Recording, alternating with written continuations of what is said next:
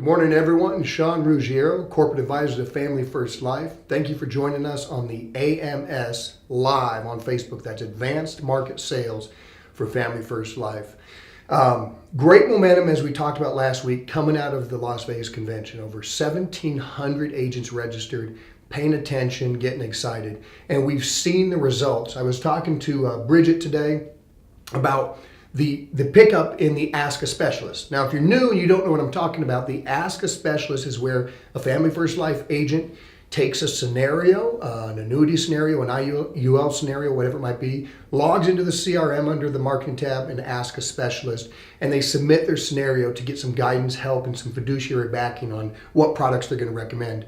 Our average week, we're going to do about $1.2 million of annuities issued, and we're going to see about 12 Ask a Specialists.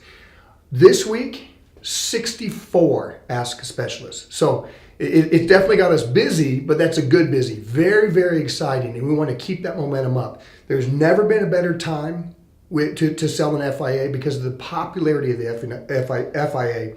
LIMRA reports that the variable annuity will be passed up by next year, and the FIA will be the #1 annuity sold. If you've heard me teach and talk about this, I train on how financial advisors are now starting to use FIAs, all right? The idea of what you're selling is needed, whether it's safe accumulation or whether it's lifetime income, the FIA can accomplish that. It can eliminate fees and it can eliminate downside risk. So we've been talking about the FIA, and we've seen great results thus far coming out of Las Vegas. We want to continue that.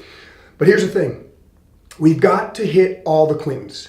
And Index Universal Life is every bit as important as an annuity to be able to pivot and assist clients.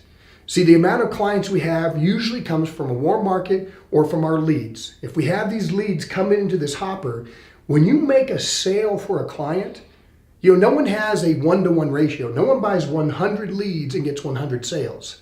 So how valuable is it? Our whole career is trying to get better at getting 20 sales out of 100 leads, 25 sales out of 100 leads. So when you have that sale, you have a client. Does that client just need one product because they filled out a mortgage protection? No. Do they just need one product because they filled out a final expense? Do they not have any siblings, relatives, children, whatever it might be? That's why we got to get good at all the Quintons. I feel that we're really taking off with the annuity, with the FIA, for both accumulation and income. I'll say it again. But we need to be working on the IUL. Now, I've said this before, somewhat jokingly, but I feel like when it comes to annuities, I have a PhD. I understand them. I've studied them. They make sense to me. With IULs, I say I have an associate's degree. I understand them to a certain point, but I'm not an expert. So what I wanted to do was I wanted to set up a IUL 101, where we cover the basics of IULs and really give you some in-depth training. Now, we're going to show that after Bridget tells us the weekly news and the weekly numbers. It's about 25 minutes. Now, I say that because I want you to pay attention. I want you to buckle down, all right? If you're not watching on Facebook Live, get the recording later at Family First Life's Facebook page and watch this live. So we've got my buddy Nate Gerkink, Vice President of Sales for Global Atlantic.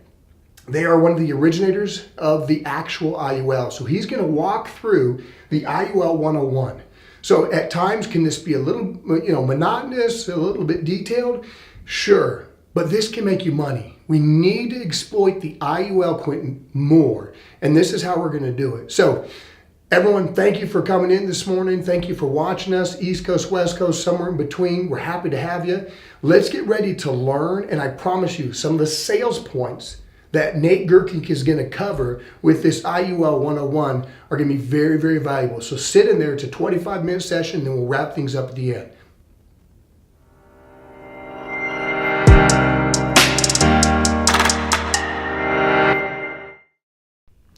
Good morning, everyone. Bridget Reimer here, bringing you your leaderboard for annuities for the week of January 31st through February 6th. Kicking off the top of our leaderboard this week is Linda L., $936,833. Wow, almost $1 million there. Great job, Linda. David P. and Danielle B. for $260,000, Donnie L. for $115,916, Frank E. for $100,000, Jason R. for another $100,000, Chris D. for $94,855, Wayne E. for $53,472, Marcy L. for $50,000, Conrad P. for another $50,000, Jason T. $45,552, Tiffany and Dan G. power couple there for $44,402, Danielle B. for $42,408, Lisa P. for $21,006, and Silvana P. for $16,920. That finishes out our leaderboard this week for $1.9 million. Great work, team. So next, real quick, I just want to go into the proper way to use the Ask a Specialist and how you can use this as actually a fact-finding thing in the home. We're getting so many new submissions, and that is awesome, especially from new agents, names I've never seen before, and that's really exciting for us here at Family First Life. So for all you new agents out there who don't know what you're looking for and how to find that application, I just want to go through that really quick so that you know exactly how to get the help that you need. So back here behind me, we have our CRM login. Across the top there, you have your icons and Ask a Specialist right there. You would click on that, okay? It's going to bring you up with this form, and it's important for the topic to say annuity when you are addressing annuity. You can see there's multiple other ones here. If you do need help with those, feel free to use it. Today, I'm just going to focus on the annuity though. So if you click on annuity, it brings up another series of questions.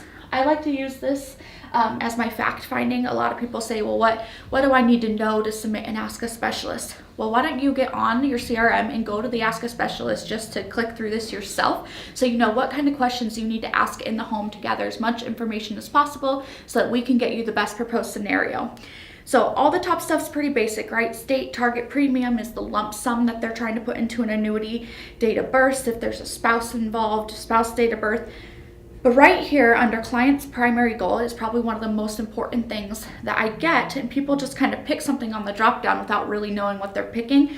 So familiarize yourself with these so that you know what kind of question to ask. So if you click on that, there's multiple options that come up here, and they range anywhere from interested in the safe growth with absolutely no fees, right? Because we have annuities with no fees. Maybe they're interested in immediate lifetime income right now. Maybe they're projecting that out 1 to 5 years, 6 to 10 years. Maybe they're just looking to leave the most legacy. Here's a series of those snapshot primary goals. Try to pick the best one that applies to your client, okay? And you can even have this list with you and ask them in the home when you're going through and collecting that information. So after you collect that, the next important thing here is currently taking money from this account. So right there, I just clicked into there. I left it an open text box so you guys can type in the scenario. A lot of times they're taking a monthly amount. Sometimes they're taking a one-time lump sum a year. Maybe they're just taking RMDs. But if they're taking money from this account, it's extremely important to know because we want to be able to replicate that so that they're not going backwards and then locked out of their funds. Additional comments is for anything else that we need to know about the scenario, maybe what their current assets are, what their living situation is, a multitude of things that you might think are important for us to know. And then below that is attachments. You used to be able to only upload one attachment. I've upped that to 3 because a lot of times you do have multiple statements. So feel free to upload up to 3. If you do have more than 3, simply email them over to us at annuity@familyfirstlife.com and we will make sure to match those up with your scenario. So again, CRM, Ask a Specialist at the top, select annuity, and then go through this as your fact finding for what is important for the client to be submitting to us to get you to the help. Okay, any questions? Annuity@familyfirstlife.com. Email us. Have a great week. We'll see you next time.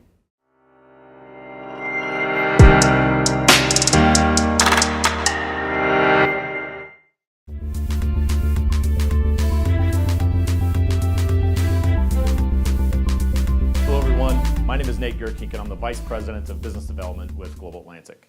Global Atlantic is a platinum partner and the premier IUL carrier for Family First Life. Today I'm going to give you the basics of IULs, kind of like an IUL 101. The goal is to provide you with a solid understanding of IULs so you can confidently go out and sell them. So let's start with what an IUL is. An IUL is a universal life insurance policy, which means it has a death benefit that is income tax free to heirs and beneficiaries. But it also has the ability to accumulate cash value inside of the policy, which is really the most common reason why people buy it. It's not a traditional fixed interest rate like you might find in a CD or a savings account, but rather the policy gains are tied to an index. Most commonly used is the Standard & Poor's 500, which we call the S&P 500. What I'd like to do is take a look at an example of how an IUL works over a 5-year period. So we'll take the policy, and one thing that we're going to look at first inside of an IUL product is what's called a cap. And our products have a 12% cap. And really what the cap is it's designed to capture market performance up to a certain point. And so for example, in the first policy year, when the S&P 500 goes up by 7%, Global Atlantic provides interest gains or index gains up to 7% in the policy. In the second policy year, however, let's assume that the S&P 500 goes up by 15%.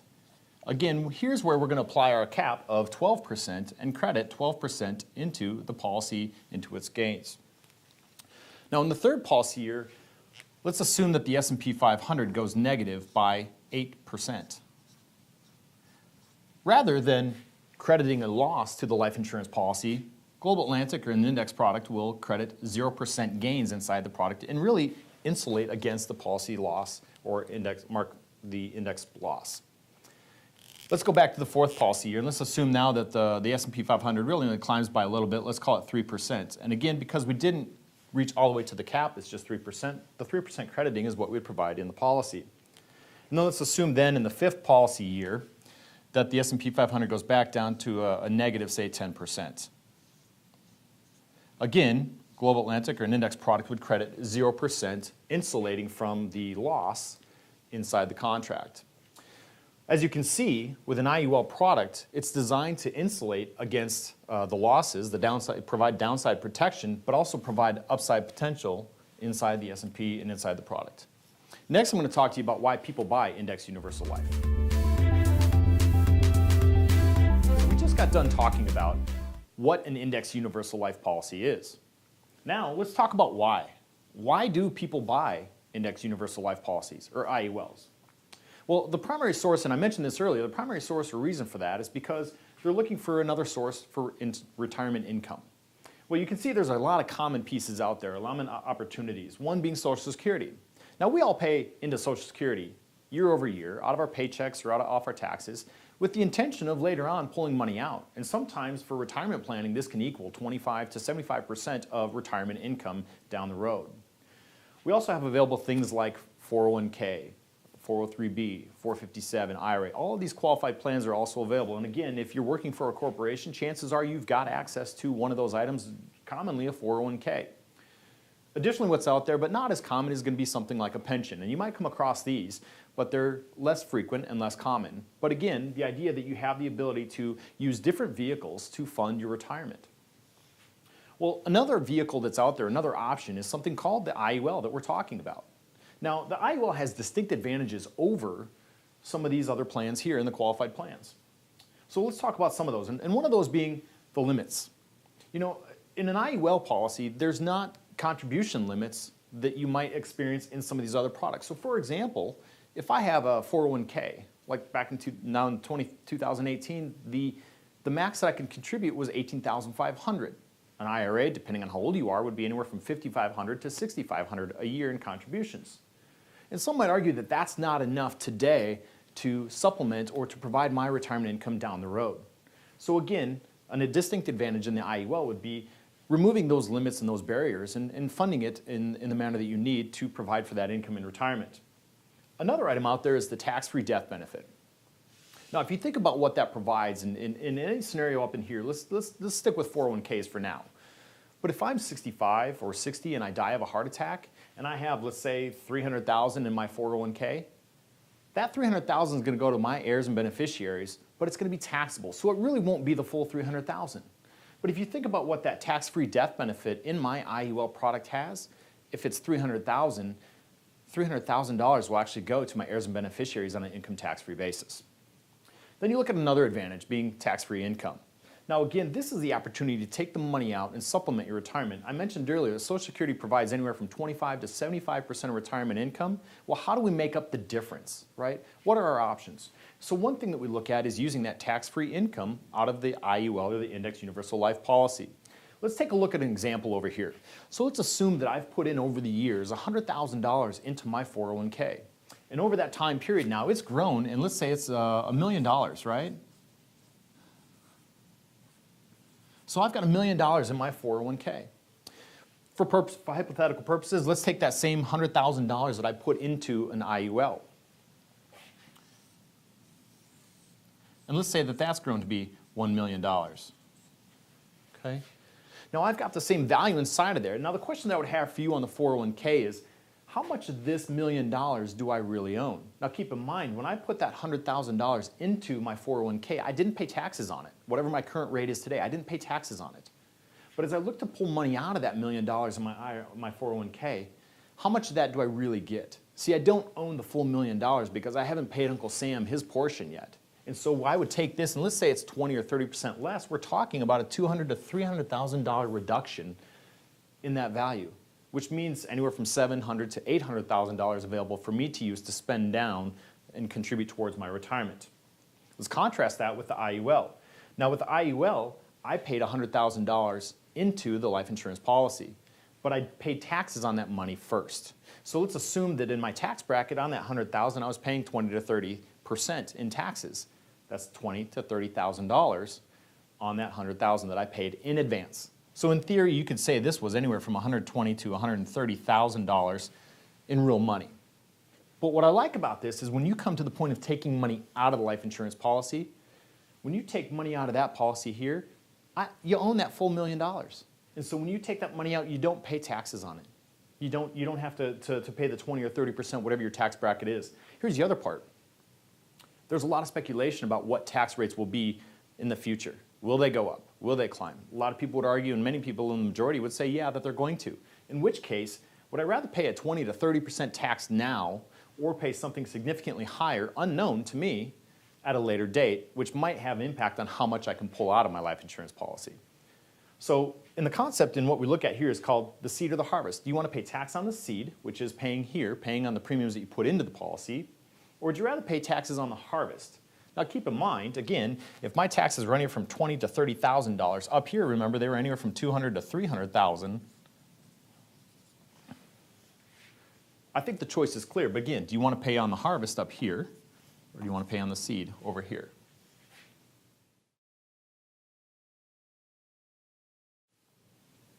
We've talked about what IULs are and how they work. We've also talked about why. Why would we buy, or why do your clients buy IULs?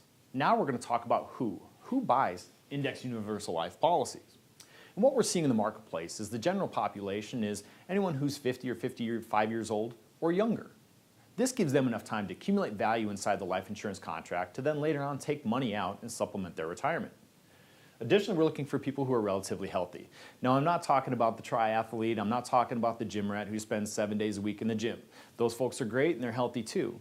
But what I want you to know is that someone who's had some life experiences with respect to their medical condition, maybe they're on a couple prescriptions or something like that, doesn't preclude them from getting affordable life insurance and having the opportunity to take advantage of what an IUL can provide them for supplementing retirement. Additionally, we're looking for folks who are looking for that retirement income, maybe a supplement to that or this as their core portion for their retirement. You think about what I talked about in the prior message with respect to the different vehicles that are out there. IUL, and Index Universal Life, provides additional opportunities for those folks to put money aside and take care of some of that shortfall. It's also for folks who are concerned with what the tax picture is going to be. Not necessarily today, but what is it going to be in the future? It's unknown. Speculation could be that, yeah, taxes are going to go up, in which case I'd rather pay my taxes today than pay them on an unknown higher number in the future. So folks who are concerned about that are a great and prime candidate for an Index Universal Life policy. And finally, someone who has an actual life insurance need. Let's keep in mind we are buying life insurance, right? But at the end of the day, it's someone who has that concern that they want to provide for their family should something happen to them way before planned or expected in their lifetime. If you take a look at the folks who might be prime candidates, take a look at self-employed folks. Their business, what they're doing, they are their business. They are their retirement plan. Well, again, they need to have some other alternative or option to put money aside to supplement or to cover their retirement. Perhaps an IUL is one of the only things that they have access to. They're not working in a corporation. They don't have access to a 401k. You look at business owners. Again, business owners own their business and oftentimes are the drivers of the business. But at the same time, too, what you can think about with business owners is that they might have key employees who help bring value to the organization. And you can provide insurance on them, and you can use the insurance on the business owner as a supplement to their retirement. That way, they aren't solely reliant on selling the business to be their retirement plan. You look at doctors, MDs, anyone in that medical profession. And again, a lot of times they don't have access to some of those qualified plans that we talked about, and if they do, it's still not enough. We're talking about anyone who makes 6 figures, possibly even 7 figures or more. And simply putting away $18,500 into a 401k or putting $5,500, $6,500 away into an IRA isn't going to help them supplement their retirement income or provide anywhere near what they're used to earning and living on in their working environment. You look at high income earners, folks who are making, again, plus 6 figures, plus 7 figures, who might even be phased out from contributing to, say, a Roth IRA. They don't have the opportunity to put the money in there, and so, again, they need alternatives. An IUL is a prime candidate to put that money into a life insurance policy, supplement their retirement for later on. And really what these folks fall into is a category of folks who are unsatisfied with their options or what's available to them. They're unsatisfied with what that shortfall is going to be in their retirement. They know they want a similar lifestyle that they have today when they're working, and they want to find something to do about it. An IUL, again, provides a great opportunity for them to put the money away, to supplement their retirement, and provide them that standard of living that they're used to having. So next, we're going to talk about the power of IUL. Now we're going to talk about the power of IUL. In this example, we're going to use a male, 35 years old, who's paying $500 a month. Now, if you think about this sale just for a second, this sale is an opportunity for them not necessarily to just buy life insurance, but to put the money into a retirement account. And that's the position of what we're talking about with these clients, is not so much about the death benefit, but what this opportunity brings. And we're going to see it in just a second. What that $500 a month or $6,000 a year buys for this client is an initial death benefit that's income tax free, keeping that in mind, of $191,633. They're going to retire at age 67, and the total premium they'll pay over that time frame will be $192,000. Now keep this number in mind because it's going to be important later on as we talk through the scenario. In the example, we're just using a regular 1-year point-to-point, which means we analyze the growth and gain that we talked about earlier in the session, year by year, to see what sort of index gains or opportunity we have and what's credited to the policy. That results in about a 7.5% interest rate that we're illustrating in the product. After 10 years, so my client is going to buy this policy, and after 10 years of putting in $500 a month, $6,000 a year, they will have paid into the policy $60,000, okay?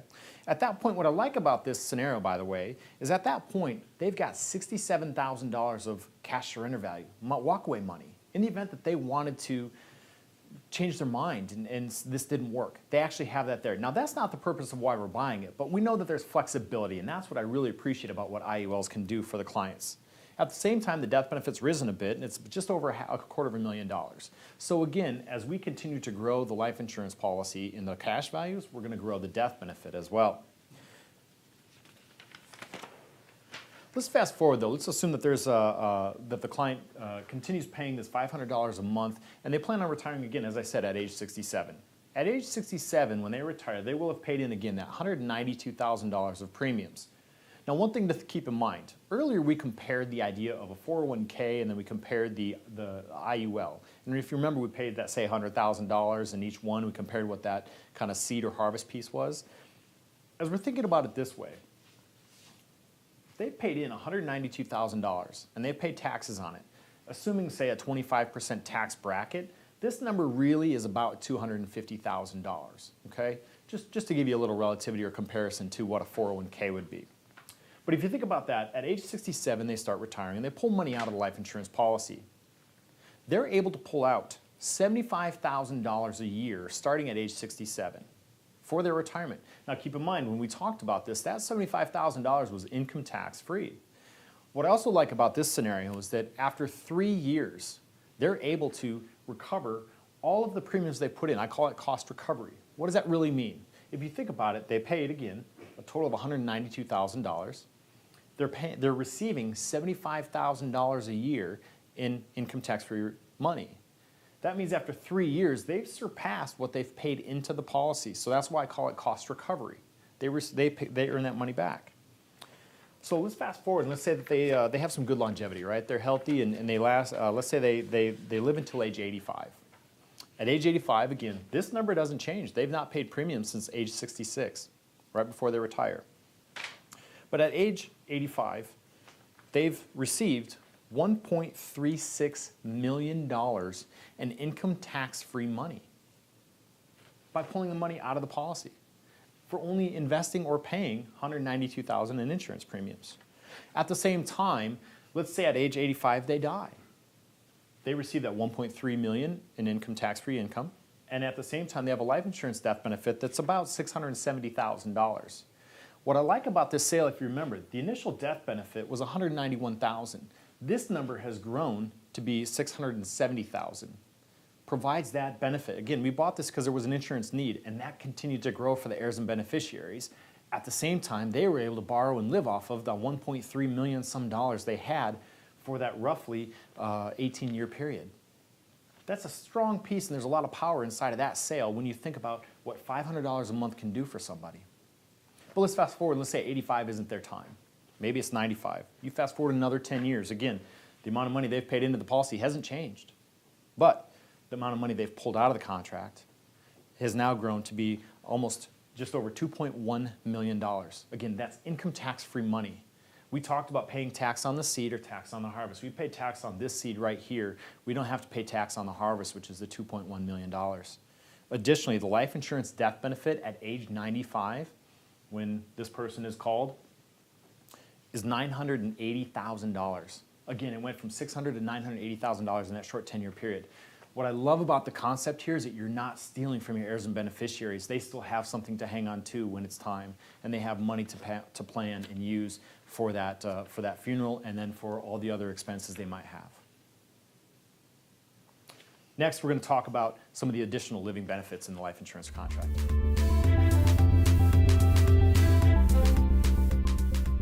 If that wasn't enough for you on the power of IUL, let's talk about some of the additional benefits that IUL products have. First, let's talk about chronic and critical.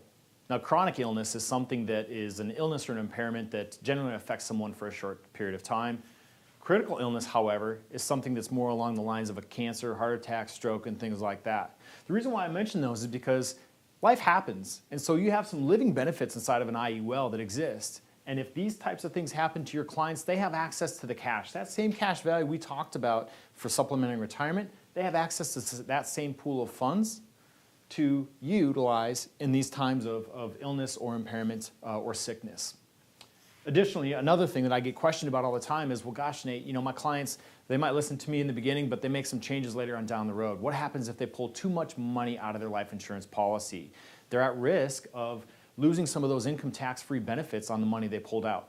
What we've designed, and Global Atlantic has one of the best riders around for what we call overloan protection.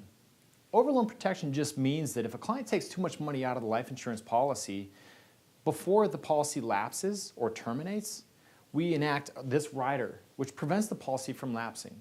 It keeps it intact then, the ability to keep that money they've received income tax-free. And think about it this way.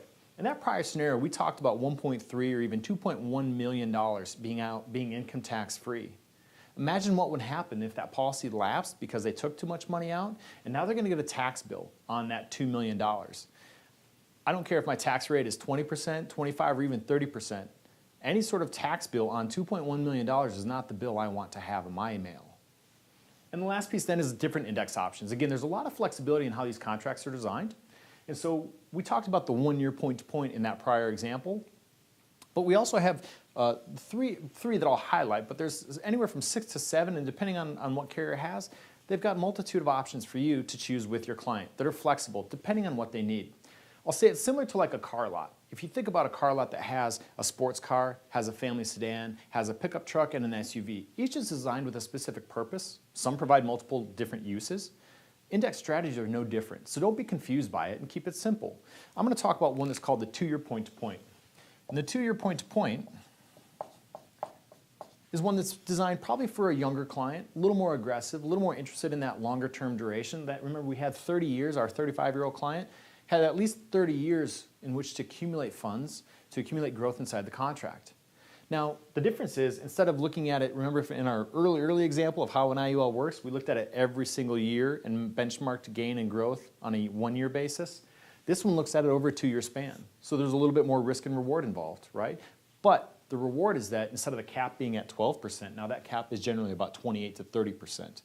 Greater opportunity to gain money to grow the value inside the life insurance contract, which helps with supplementing the retirement value funds, right? But again, designed for probably a younger, more aggressive a client. There's another one called an elevated cap. And an elevated cap just says that we've got, instead of, again, that 12% cap that we have, now this one goes up to 17.5 or something like that. Again, it's a little bit of a risk-reward trade-off, because now what we're looking at is the opportunity to have greater gains inside the contract, similar to that 2-year point-to-point, but at the same time, it gives them a greater value greater value inside the contract, and potentially a significant amount of money coming out of the policy. The third one I'll highlight is one that Global Atlantic has, and that's called our 200% participation rate strategy. We like to call it the doubler. If you remember in our scenario of the 5 years, we had growth of 7%, growth of 15%, but we capped at 12. Imagine this one, where in that year, I think it was the 4th year, in the 4th year, we had 3% gain, okay? So using this 200% participation rate strategy, in that year where that 3% index growth existed, this would provide 6% growth. It would double the index performance up to a certain point, up to a cap, call it maybe 9 or 10%. Now, this is something that probably is for someone who's a little more risk averse, a little more conservative, is concerned that the market isn't going to be going gangbusters left and right all the time. But that's okay. What I like about this, and you might be worried like, well, gosh, I just don't know which one's the best or which one to pick. It's okay, don't worry about it. Because you can also use a blend inside of these. You can say, we're gonna be a little bit aggressive, but then we're also gonna have our medium speed type conservative strategy inside. And by doing so, you actually have a better propensity to perform at that illustrated number by using a blend of, say, 2 to 3 different strategies.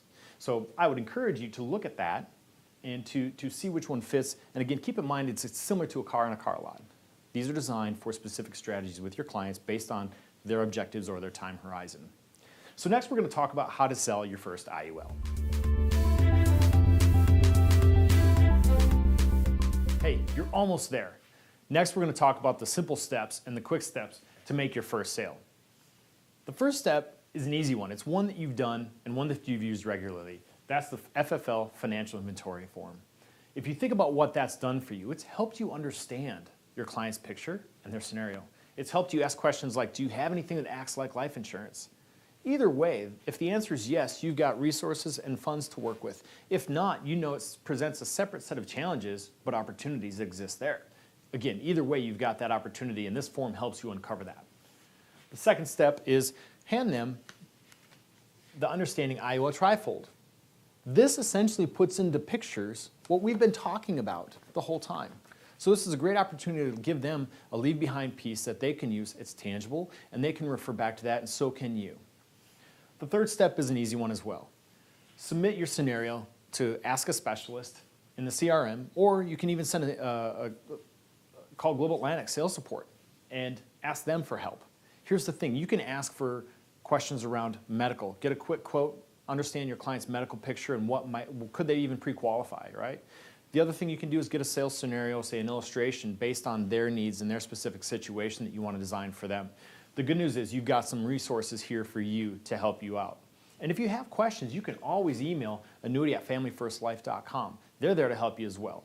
So you've got the tools, you've got the resources, and you've got the capability to do it. Don't forget to check out the sales tip video that I do with Ruggiero, talking about different sales concepts. We know you can do this. Thank you for watching.